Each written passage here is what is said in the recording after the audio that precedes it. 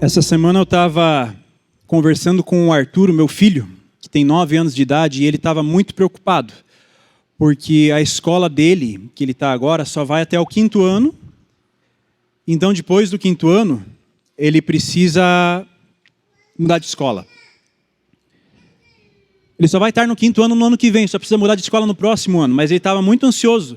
E ele me perguntava assim, será que a próxima escola que eu for vai ter uma quadra poliesportiva legal? Será que vai ter um campo de futebol? Será que vai ter uma pista de corrida atlética? Será que vai ter uma piscina? E ele estava preocupado com todas essas coisas e eu tentei acalmar ele, dizendo, está longe ainda, mas principalmente não se preocupe com isso. O mais importante não é a estrutura em que você vai estar, mas é as pessoas que estão lá. Se os professores são bons, se não são, se os seus colegas de aula são colegas que prestam ou não prestam, a partir do 6º ano você já começa com algumas influências que talvez não sejam tão boas. E é com as pessoas que a gente tem que estar mais preocupado. Não é essa a verdade na maioria das realidades? A gente não está aqui porque nossa igreja tem um espaço bonito ainda. A gente está aqui por causa das pessoas. Porque alguém nos trouxe, alguém nos incentivou, alguém nos influenciou a estar aqui. A gente vem por causa das conexões. E em breve talvez aqui a gente tenha um espaço bonito, mas mesmo que o espaço seja muito bonito depois da nossa reforma, ainda assim ele não vai chamar ninguém, porque quem chama pessoas são pessoas. É por isso que a gente está falando nessa série sobre um reino de amigos. A gente está falando sobre essa dinâmica de que dentro do reino de Deus as coisas acontecem por causa dos relacionamentos que existem. E a gente tem estudado juntos essa carta, que é uma carta de Paulo a um povo que estava lá na cidade de Filipos, há uma igreja lá de Filipos, é a carta dos Filipenses, ela está na segunda metade da Bíblia, escrita depois da história de Jesus, se você não está familiarizado com as Escrituras. E assim, justamente ela é uma carta sobre amizade, e existem vários tipos de amizade. Você é amigo de várias pessoas, dentro da igreja e fora da igreja, e está tudo bem, é ótimo. A questão é que você precisa discernir qual é teu papel em cada tipo de amizade? Qual é teu papel, se você é moldado pela história de Deus, você tem papéis diferentes diante de cada amizade que você tem. Se eu estou com alguém que é meu vizinho, que é meu amigo, mas que ele agride sua esposa, seus filhos em casa, bebe demais e tudo mais, eu não estou lá para que ele me influencie, mas eu estou lá para ser a luz de Jesus para ele. Esse é um tipo de amizade. Outro tipo de amizade é o que nós temos aqui, onde nós mutuamente nos influenciamos para se aproximar de Jesus. Outro tipo de amizade é aquela amizade próxima que eu tenho, que pode chegar para mim e dizer verdades difíceis para que eu mude. Há vários tipos de amizade. A gente quer falar de amizade do reino aqui hoje, e essa talvez seja a série mais longa que o Ático teve até agora. Se você já participou de outras séries do Ático, você viu que as séries duram 4 semanas, 6 semanas. A gente está falando do livro de Filipenses, a gente ainda está no capítulo 2 e essa é a 6ª semana. Tem mais 2 capítulos para ver ainda. Ou seja, vai mais longe. Por que isso? Porque a gente está sendo intencional aqui. Isso é muito importante. A gente bater na tecla de amizades do reino de Deus. A nossa igreja tem crescido e a nossa igreja vai crescer. Mas a gente não quer que cresça só porque pessoas estão chegando e ninguém se conhece e a gente só se tromba e entra e sai. Não, a gente quer que cresça da maneira do reino, com amizades do reino. E se a gente não coloca cola enquanto a gente pode, quando essa comunidade crescer, a gente já não cola mais. Você está entendendo o que eu estou falando? Existe muita intencionalidade nisso. E até então, na carta aos Filipenses, a gente falou de como as amizades do reino elas influenciam o mundo ao redor. Como é que elas são luz do mundo para quem está do lado de fora. Mas hoje a gente quer trazer a questão um pouquinho mais para dentro. Como é que amizades do reino, e não as amizades todas do reino que a gente tem, mas aquelas específicas, pontuais, que são mais próximas de nós, como é que elas acontecem na dinâmica do reino de Deus? Como é que funciona esse amparo mútuo, esse cuidado? E é por isso que hoje a gente vai falar sobre ser uma rede de apoio. E como é que essa rede de apoio transparece na carta dos Filipenses. A gente está lá no finalzinho do capítulo 2, a gente vai ver dos versículos 19 até 30. E se você acompanhou a carta aos Filipenses até aqui, aquilo que a gente falou, você já conhece dois personagens principais dessa carta. Quem escreve, que é Paulo, e quem recebe, que são os Filipenses. Você está habituado com esses dois. Só que hoje vão aparecer dois novos personagens que se chamam Timóteo e Epafrodito. É um bom nome para você dar para o seu bichinho de estimação, tá? Epafrodito. Esses dois personagens, eles aparecem, eles são centrais naquilo que a gente vai falar hoje, só que não adianta eu pegar e agora começar a ler sobre Timóteo e Epafrodito para você aqui, sendo que você não conhece. É a mesma coisa que eu começar a contar uma história para você e falar do Alberto e do Jorge e dizer quão incríveis eles são. Você nem sabe quem é Alberto. Na verdade, nem eu sei, eu inventei os nomes, não conheço também Alberto e Jorge. Tá? Mas não adianta a gente ler sobre eles sem você saber quem eles são. Então, deixa eu contar para você, antes de a gente mergulhar no texto bíblico, quem são essas pessoas. Pode ser? Timóteo era um jovem, muito jovem mesmo. Ele se converteu numa das viagens missionárias de Paulo. Paulo fez 3 grandes viagens missionárias, alguns estudiosos dizem que são 4, mas a quarta é meio incompleta, né? E quando ele se converte numa dessas viagens missionárias, ele se torna discípulo de Paulo. Ele ainda era adolescente. Antes dos 20 anos de idade, ele se apega tanto com Paulo, e existe um laço tão forte entre eles que ele diz, não, eu quero aprender mais com Paulo, quero seguir Paulo, eu vou junto com Paulo. E Timóteo vai, com a bênção dos pais dele. Ele segue viagem junto com Paulo em várias viagens missionárias, pelo menos 2 delas, Timóteo acompanhou Paulo.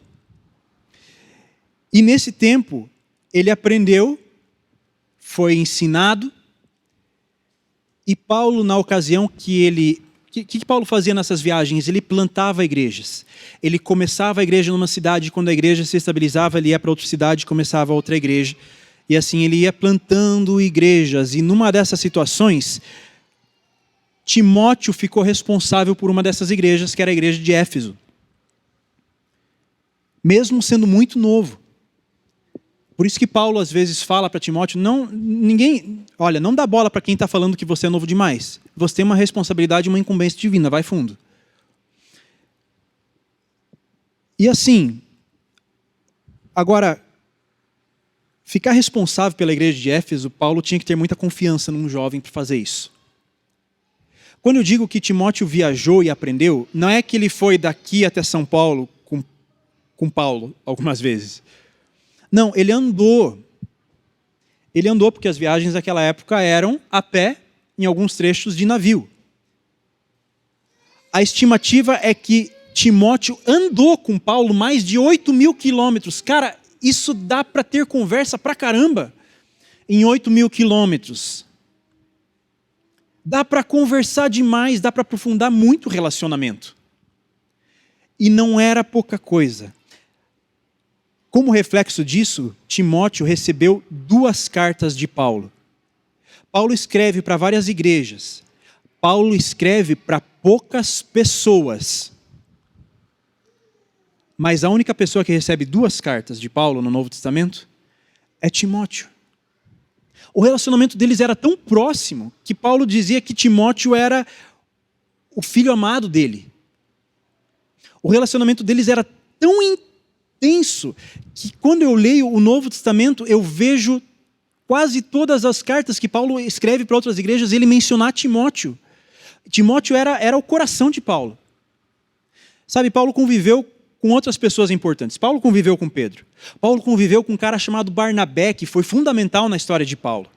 Paulo conviveu com um cara chamado Silas, que eles tiveram altas aventuras juntos. Mas quem recebe 2 cartas de Paulo é Timóteo.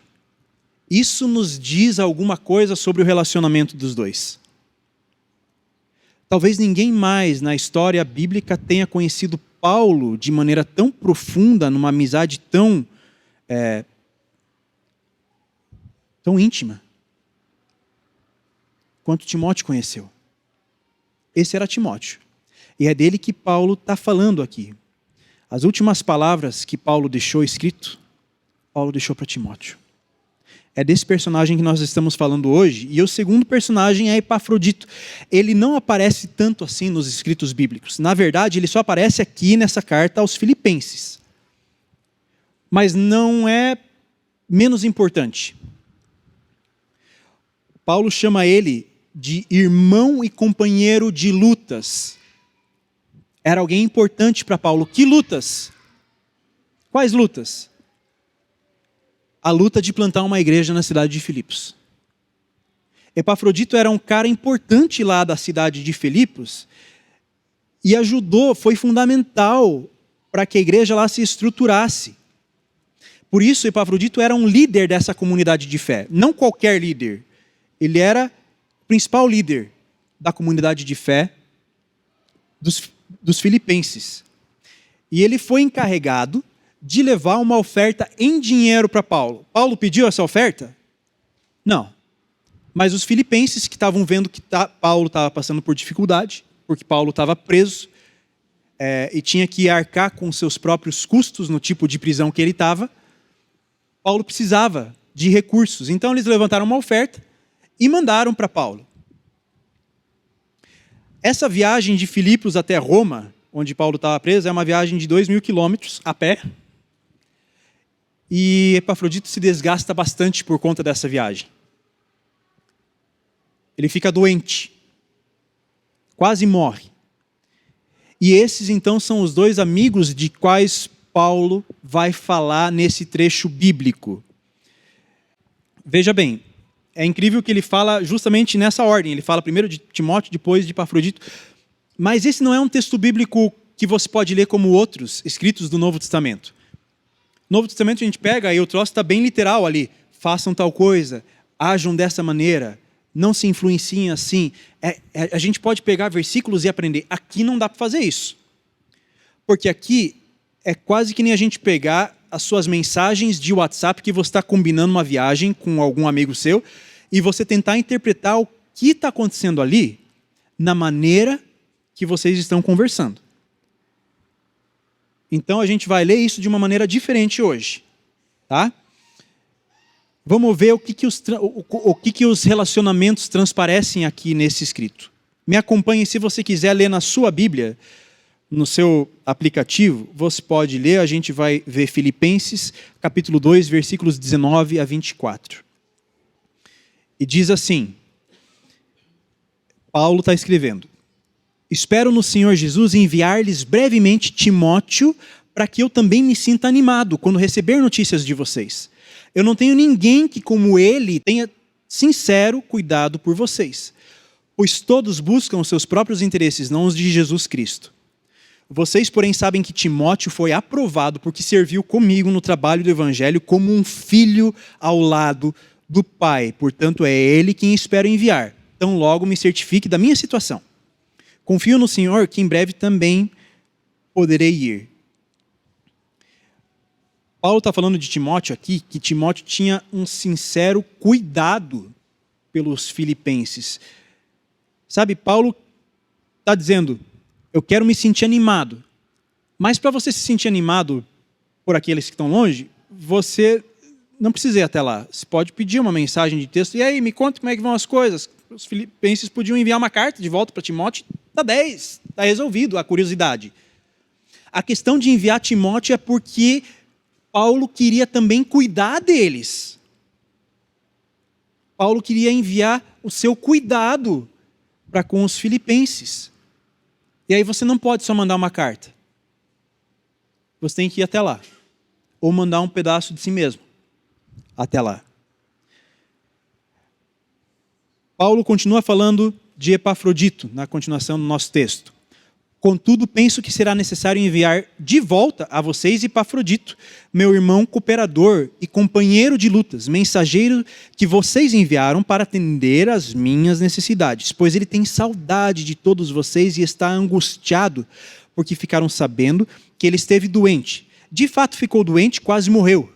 Deus, porém, teve misericórdia dele, não somente dele, mas também de mim, para que eu não tivesse tristeza sobre tristeza. Por isso, logo o enviarei para que, quando o virem novamente, fiquem alegres e eu fique menos preocupado.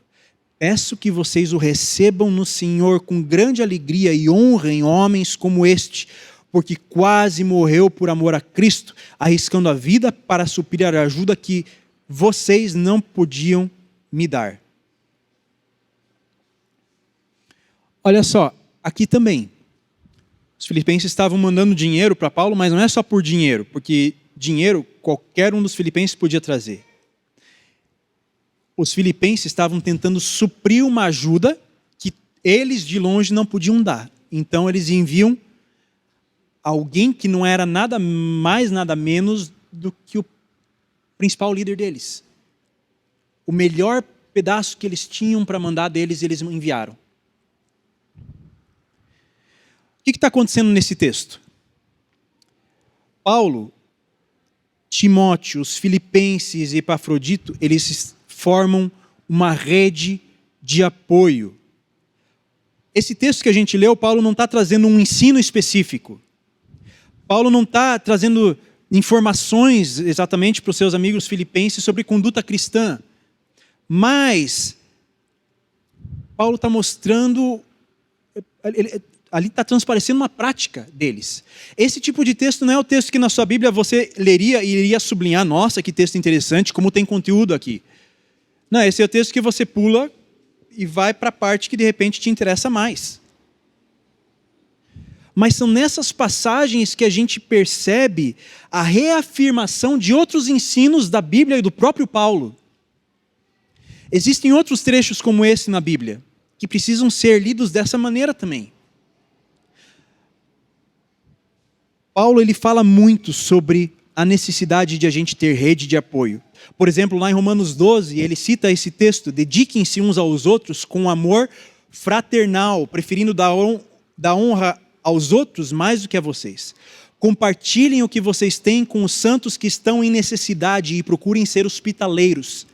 Alegrem-se com os que se alegram e chorem com os que choram. Naquilo que depender de vocês, vivam em paz com todos os homens. É um texto que a gente conhece. Outro texto famoso de Paulo: levem os fardos uns dos outros e assim cumpram a lei de Cristo. Qual que é a lei de Cristo? Cristo colocava leis? Cristo colocou uma lei. Amem uns aos outros como eu os amei. Essa é a lei de Cristo a qual Paulo está se referindo aqui. Essa troca de informação de Paulo e dos filipenses mostra que existe uma rede de apoio. Então esse texto, aparentemente sem profundidade, na verdade nos traz um modelo prático daquilo que Paulo escreve em outras partes. E agora, percebendo isso, eu quero destacar 3 pontos nesse texto de Filipenses e eu quero que você olhe com um estilo diferente de olhar para um texto bíblico. A gente não pode pegar um versículo para entender o que está dizendo. A gente precisa pegar aquilo que está ali, trechos. E é isso que a gente vai fazer agora. A gente vai olhar com atenção para alguns trechos específicos disso tudo que a gente leu, algumas frases, para perceber aquilo que a Bíblia está falando sobre ser rede de apoio. Em primeiro lugar, a rede de apoio do reino de Deus, ela provê do seu melhor. Olha só. Essas frases selecionadas aqui, de vários versículos, está a referência ali embaixo para você ver. Espero no Senhor Jesus enviar-lhes, eu estou dando brevemente, Timóteo, o melhor que eu tenho. Porque eu não tenho ninguém que como ele tenha sincero cuidado por vocês. Vocês sabem que Timóteo foi aprovado porque serviu comigo no trabalho do evangelho como filho ao lado do Pai. Portanto, é ele quem espero enviar. Não vou enviar menos do que ele. E penso que será necessário enviar de volta a vocês Epafrodito, enviado pelos filipenses, né? Uma rede de apoio, está enviando. Não está enviando qualquer pessoa, está enviando o melhor que eles têm. Cooperador, companheiro de lutas, mensageiro que vocês enviaram para atender às minhas necessidades. Ele quase morreu por amor à causa de Cristo, arriscando a vida para suprir a ajuda que vocês não podiam me dar. Paulo envia Timóteo. Os filipenses enviam Epafrodito. A rede de apoio, ela provê do seu melhor, e aqui a gente não está falando de dinheiro. Talvez a gente possa falar de dinheiro também, mas aqui eu estou falando de prover daquilo que não é financeiro e que é o melhor que você tem. Você pode prover do seu tempo para aquele que está precisando, que é seu amigo e está precisando. Você pode prover do espaço da sua casa. Você pode prover do seu carinho, da sua atenção, da sua companhia física, no sentido de estar ali e ir dar uma volta no parque, dar um abraço, dar o seu ombro para alguém chorar. Ou você pode... Às vezes a gente gosta de prover só uma mensagem de WhatsApp. E aí a gente não está provendo do melhor que a gente tem. Para os nossos amigos, dos quais a gente é parte da rede de apoio. Quando você provê do seu melhor na rede de apoio, a consequência é que isso se torna hábito da rede de apoio. Se você dá da tua mediocridade, a rede de apoio vai ser medíocre. A gente semeia e colhe o que a gente semeou. Em segundo lugar, a rede de apoio, ela se sacrifica. Veja só. Espero enviar-lhes Timóteo, não tem ninguém como ele, que tenha sincero cuidado por vocês, pois todos buscam os seus próprios interesses, não os de Jesus. E penso que será necessário enviar Epafrodito. Ficou doente, quase morreu. Peço que vocês o recebam com grande alegria e honrem homens como esse, porque ele quase morreu por amor à causa de Cristo. O fato da rede de apoio dar o seu melhor já mostra que a gente se sacrifica pelo outro, mas aqui especificamente a gente pode ver ações de sacrifício. Timóteo, que coloca os seus interesses abaixo dos interesses dos outros. E olha só, vocês lembram, se você esteve aqui algumas semanas atrás, lá em Filipenses 2:4, Paulo está dizendo, não cuidem apenas dos seus próprios interesses, mas considerem os outros superiores a si mesmos. Paulo está puxando de volta uma informação que ele já trouxe na carta. E usando Timóteo de exemplo. Timóteo se sacrifica por vocês. Os filipenses, eles estão sacrificando suas posses, estão sendo generosos, mas estão abrindo mão também de Epafrodito, que faz falta lá na igreja de Filipos. Se você está habituado com o Ático, você está vendo que o Carlos não está aqui hoje. E ele faz falta onde ele está. E o William também não está aqui hoje. O William ia tocar hoje. Nasceu o filhinho do William. É motivo de celebração para nós. Nasceu de madrugada. Aí ele me avisou, não vou no culto.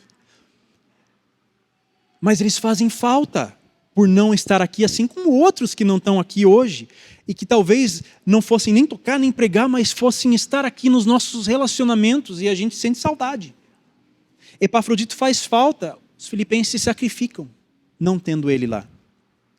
A gente é chamado a ser rede de apoio que se sacrifica e não só que faz o mínimo possível.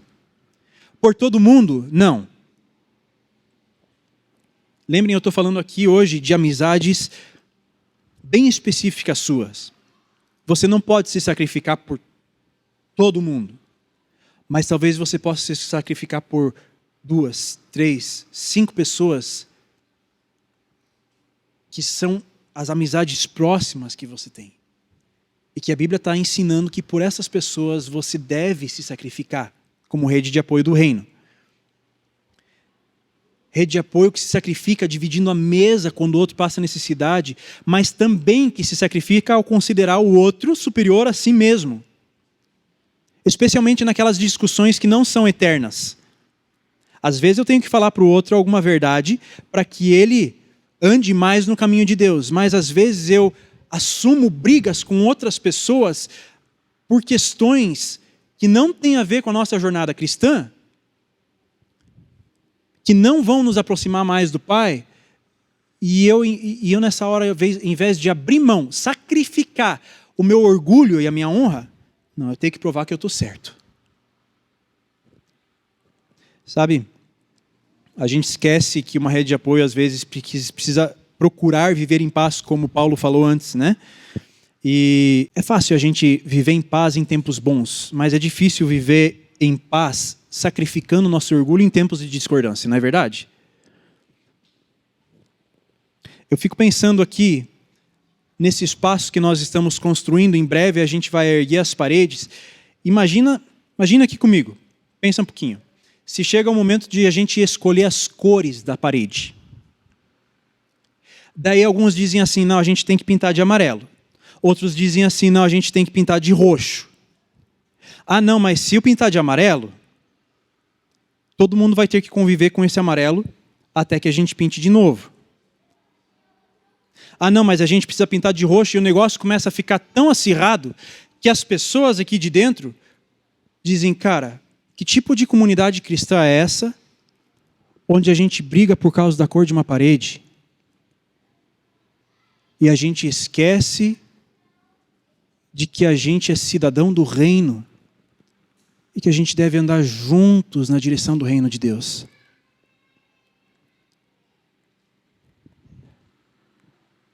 No final das contas, a gente descobre que todo mundo queria marrom. E se você consegue entender nas entrelinhas, você já percebeu que eu não estou falando de cor de parede. Vai chegar a hora em que talvez a gente comece a ter conversas sobre decisões que precisam ser tomadas para a nossa cidade, para o nosso país. E nessas horas,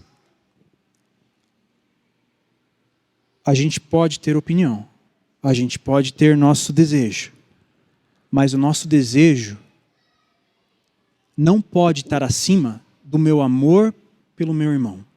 Eu tenho a impressão que quando a gente chegar no final dos tempos, lá, quando tudo se acabar e a gente tiver um panorama geral de toda a história, a gente vai olhar para trás e dizer assim, meu santo, que vergonha, nós brigamos por causa da cor da parede. Eu deixei de amar o meu irmão e eu fui tão grosso e estúpido com ele por causa de uma cor de parede que ficou lá por 4 anos.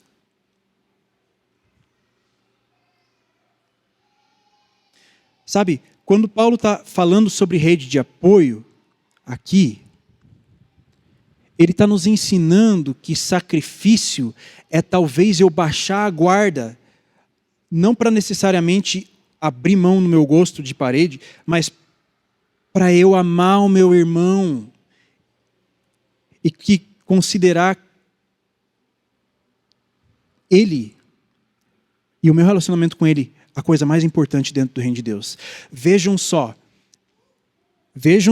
no texto aqui que a gente está falando, não está dizendo que Timóteo coloca os interesses dos filipenses acima dos seus. E não está falando que Epafrodito se sacrifica por amor a Paulo ou aos filipenses que mandaram a ele. Não, está aqui, ó. Timóteo busca os interesses de Jesus Cristo. Epafrodito se sacrifica pelo amor à causa de Cristo. E isso acontece nos nossos relacionamentos. Busque nos seus relacionamentos, quando alguém falar alguma coisa que talvez não te soe tão bem, e agora eu não estou falando mais de cor de parede, estou falando de dia a dia, quando alguém chega para você e diz, pô, você está pisando na bola, você devia ser mais educado com a sua esposa.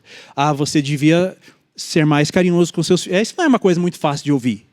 Isso não é uma coisa gostosa.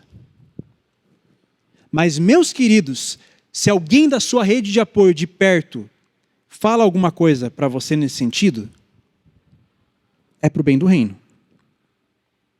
E se você tem que falar alguma coisa para alguém, não é só pela sua opinião, é porque você está olhando antes para aquilo que Jesus ensina e para o reino de Deus, para conseguir conversar com essa pessoa. Em prol da outra pessoa? Em prol do seu orgulho? Não. Em prol do quê? Do reino de Deus. É isso que a carta está falando. O nosso sacrifício é para o reino de Deus. Vamos viver como quem vive o que é do alto, amando uns aos outros. Em terceiro lugar, uma rede de apoio do reino age com influência. De novo, nosso texto diz assim, espero enviar-lhes Timóteo para que eu me sinta animado quando receber as notícias de vocês. Não tenho ninguém como ele tenha sincero cuidado por vocês. Confio no Senhor que também poderei ir, e penso que será necessário enviar de volta vocês Epafrodito, pois ele tem saudade de todos vocês. Logo o enviarei para que quando virem-o novamente, fiquem alegres e fiquem menos preocupados. Uma rede de apoio influencia os nossos sentimentos e as nossas condutas. E por que isso? Porque uma rede de apoio serve como apoio mútuo para o crescimento cristão. Eu dependo da influência de outras pessoas para que eu possa seguir a Jesus. Mais ainda do que isso, eu dependo da influência de outras pessoas para ser igreja. Sabe, a gente vive numa cultura hoje que muitas vezes nos coloca como indivíduos perante Deus e não como povo. Eu estava conversando com a Luísa essa semana, que me deu uma assessoria, conversando sobre células. Você não tem nenhuma célula sozinha, que trabalha sozinha no corpo humano. Você tem hemácias que talvez não fiquem coladas umas às outras dentro do sangue, mas as células da tua pele, dos teus tecidos, elas são coladas umas às outras para cumprirem seu propósito. Se você pega uma célula e tira do contexto dela, ela não serve para mais nada. Ela morre. Ela não pode proclamar, eu sou a pele, porque ela não é, só é a pele se ela está junto com os outros. E às vezes, na nossa caminhada cristã, a gente tem essa tendência de solidão, quando a gente está vendo aqui que a gente depende da influência uns dos outros para ser povo de Deus, para ser igreja. O nosso risco, especialmente pós-pandemia, é de a gente se alimentar daquilo que a gente vê no YouTube, daquilo que a gente vê no Instagram, até mesmo de bons pregadores, porque você encontra muito boas pregações no YouTube. Eu não estou dizendo para você não olhar o YouTube, porque lá tem conteúdo bom. Mas assim como tem conteúdo bom, tem conteúdo ruim também. Como é que você vai saber discernir isso? Estando no meio do povo de Deus e dividindo a mesa com pessoas. Às vezes a gente forma a nossa fé com pessoas que a gente nunca sentou numa mesa juntos. Ah, mas é um pregador famoso, tem não sei quantos milhões, mas você nunca sentou para comer junto com ele, ou com ela, para saber da história, para dividir vida na vida. E aí não tem como ser povo de Deus. Isso não é vida cristã. Na realidade do reino, do discipulado de Jesus, a gente precisa estar colado uns nos outros. Por isso que a gente tem amigos de longe e uma rede de apoio que está perto de nós. Eu sinto muito se você já foi machucado pela história da igreja, eu também fui. E acho que essas histórias não são poucas. Mas não jogue o bebê fora junto com a água do banho, entendeu? Não faça, não é só por conta disso que você vai abandonar aquilo que a Bíblia está te ensinando a respeito do povo de Deus. Procure uma comunidade saudável. E mais do que isso, tente ser nessa comunidade alguém saudável para viver em comunidade junto. A gente está sendo formado e depende uns dos outros nessa história. Para você entender o que eu estou querendo dizer, eu vou trazer isso daqui que domingo após domingo a gente traz. Esse é um diagrama que conta a grande história bíblica. No primeiro símbolo fala que Deus criou todas as coisas de maneira boa e perfeita. E tudo que está dentro do plano de Deus é bom e perfeito. O segundo símbolo fala de que houve uma ruptura entre o ser humano e Deus, e isso trouxe caos, dor, destruição para todo mundo. ao se desvincular de Deus, a romper o relacionamento com Deus, o homem rompe o seu relacionamento com os outros, e eu deixo de ter o bom relacionamento com outras pessoas, eu rompo o meu relacionamento com a natureza, que eu deveria ser responsável, como Deus me colocou, e aí a natureza entra em colapso e entra em caos, e a gente está vendo isso nessa última semana, sobre uma natureza que entra em colapso e entra em caos. Por quê? Porque as coisas não estão mais dentro do bom plano de Deus. E eu rompo o relacionamento comigo mesmo, a ponto de que eu tenho a minha personalidade distorcida e eu preciso começar a procurar quem eu realmente sou, qual que é o formato de vida que eu quero. Eu perco a minha identidade. Tudo porque a humanidade como um todo se desconectou de Deus. O terceiro símbolo mostra que Deus não nos deixou sozinhos no meio desse caos. Deus bola um plano e Ele cria um povo, uma nação, para que dessa nação, no quarto símbolo, a cruz, venha Jesus, que morre e ressuscita, para restabelecer a conexão entre nós e Deus. O quinto símbolo, que tem o azinho do ático, é o movimento da igreja. Jesus envia novamente o seu povo. Jesus forma novamente um povo para ir proclamar essa reconexão e reconectar com Deus todas as coisas. O A é porque nós somos parte desse povo, nós somos o ático. E a gente faz isso até o último símbolo, até que o reino seja totalmente visível, até que Jesus volte. Esse é o diagrama da grande história. E a proposta nossa é sair de uma realidade onde o pecado governa para uma realidade em que eu faço parte do povo de Deus em missão. É para isso que Jesus me chamou. A igreja não salva ninguém. A igreja não salva ninguém. Quem salva é Jesus Cristo, pela fé, pela graça. Mas você não tem como ser salvo e exercer a sua fé em Jesus sem estar no meio de outros e ser influenciado por outros. Não tem como. A Bíblia mostra isso ao longo de todas as suas páginas. Com muita gente dentro da igreja, você vai ser apenas igreja, o que já é bastante coisa. Mas com algumas dessas pessoas, você vai ser rede de apoio.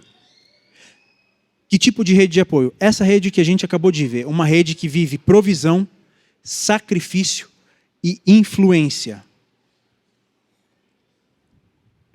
Agora, perceba bem, esse desenho, essa tríade aqui, mostra atitudes que também tem em outros textos bíblicos similares no relacionamento do povo de Deus no Novo Testamento. Um povo de Deus que entre si provê, se sacrifica e se influencia. Essas atitudes elas não são estranhas quando a gente olha também para Deus. Porque uma rede de apoio bíblica, como a palavra nos ensina, ela reflete a trindade. De um pai que cria e provê para a sua criação. Do filho que se sacrifica e se doa. E do Espírito Santo, que é a influência que nos move na direção do reino de Deus. É isso que a gente está vendo aqui. É por isso que João, que é um outro apóstolo, lá na primeira carta dele, ele diz assim, ninguém jamais viu a Deus. E daí você espera que ele diga assim, mas eu vi. Não, ele não continua assim. Ele diz assim, mas se nós nos amarmos uns aos outros, Deus permanece em nós. Porque quando nós nos amamos uns aos outros, da maneira bíblica, a gente tem provisão, sacrifício e influência, a gente tem a trindade, o reflexo de Deus presente no nosso meio aqui. Já. Isso daqui ressignifica para nós o que é rede de apoio. Não é só o nosso familiar que está aqui para nos ajudar com o filho quando a gente precisa, ou um amigo que vai fazer compras quando a gente está doente e nos traz para comidinha lá em casa. Isso é uma rede de apoio muito importante, fundamental. Mas isso daqui, meus amigos, provisão, sacrifício e influência, é a própria presença divina nas nossas amizades mais profundas. Meus caros, aqui todo mundo é peregrino. Eu estou falando figurativamente porque a Bíblia fala que nós somos peregrinos do reino nessa terra e a gente precisa dessa rede de apoio bíblica. Mas aqui no ático, muita gente é peregrino. Quer ver? Eu vou fazer um exercício aqui que a gente nunca fez. Por favor, você que está visitando hoje, você não precisa se manifestar, tá? Mas se você que já vem no ático, levante sua mão se você se mudou para Curitiba em algum momento no último ano. Nos últimos 2 anos. Nos últimos 3 anos. Ó, metade do povo aí levantou a mão, tá? Somando todo mundo.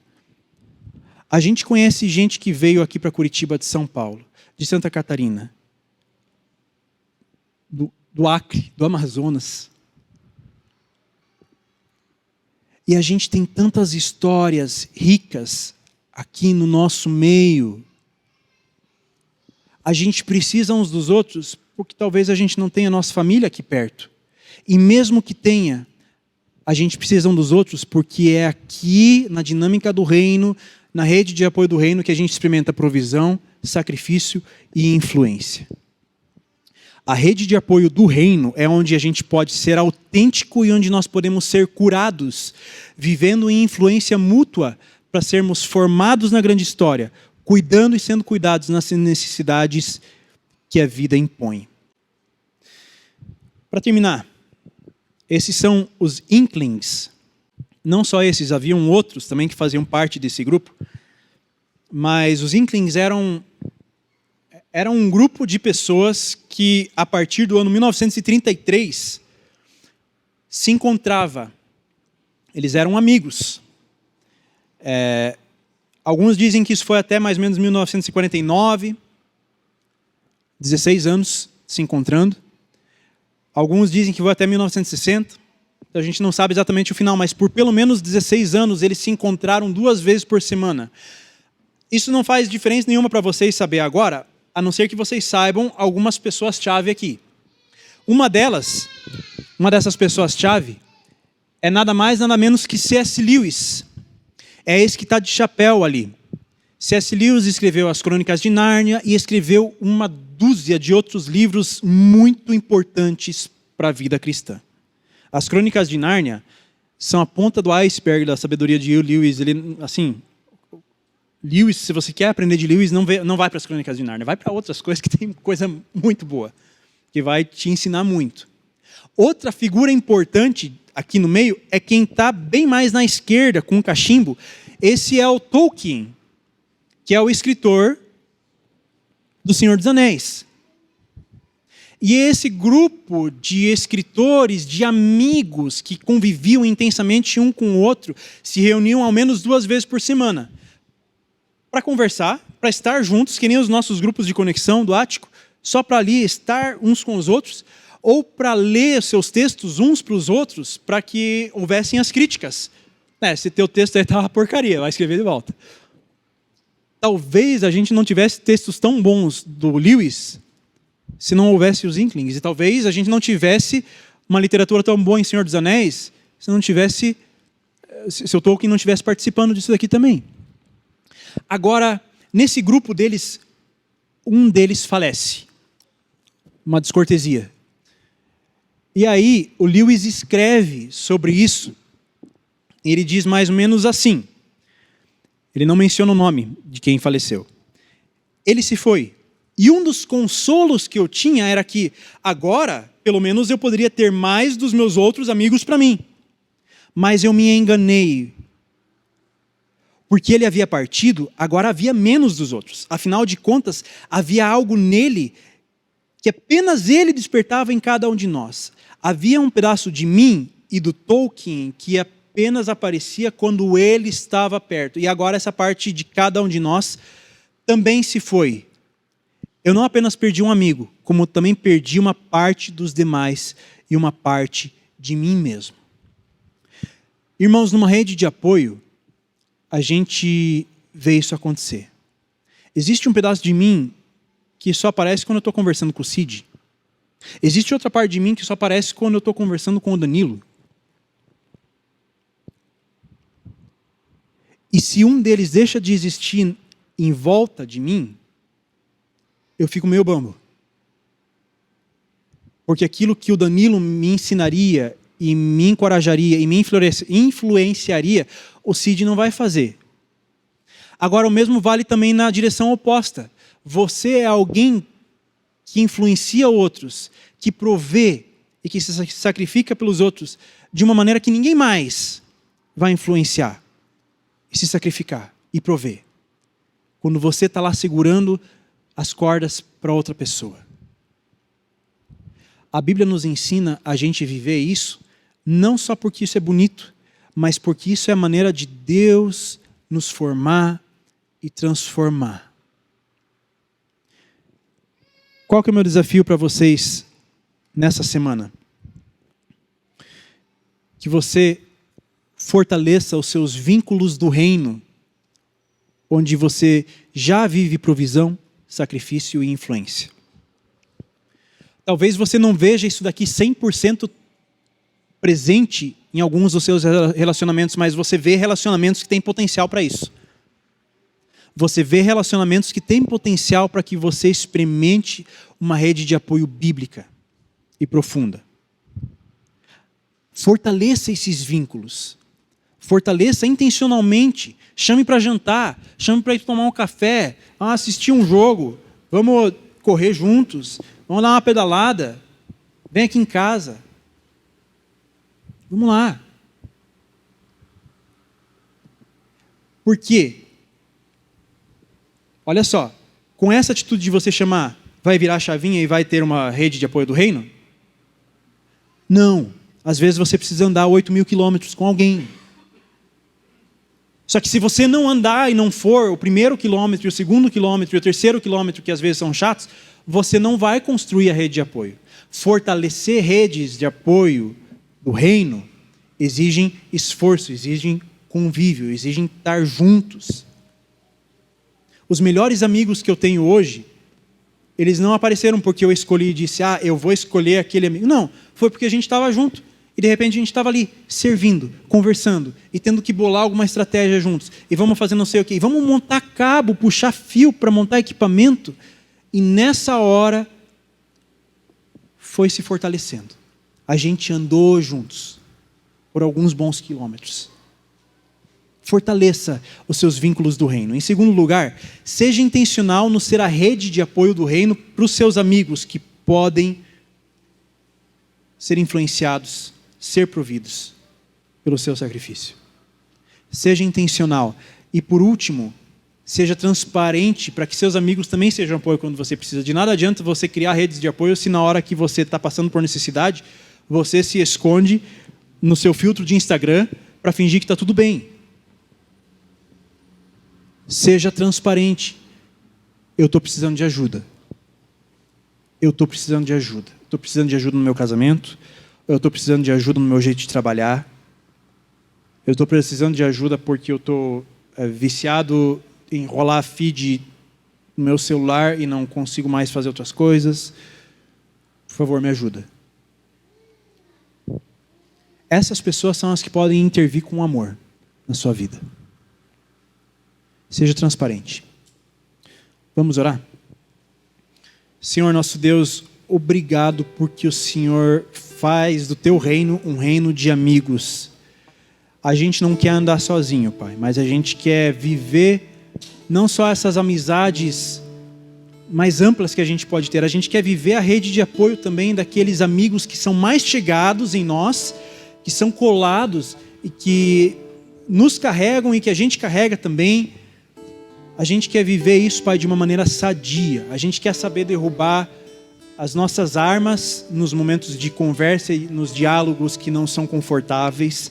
A gente quer saber ser transparente quando precisa. A gente quer saber se sacrificar quando o outro precisa, Pai. Nos ajuda para que a Tua presença seja clara no nosso estilo de viver as nossas amizades com a nossa rede de apoio. Nos faz sábios, nos faz servos uns dos outros, nos faz transparecer o Teu amor, Pai. Nos ajuda porque na nossa tentativa a gente não consegue, a gente precisa de Ti. É o que a gente ora, Pai, em nome de Jesus. Amém.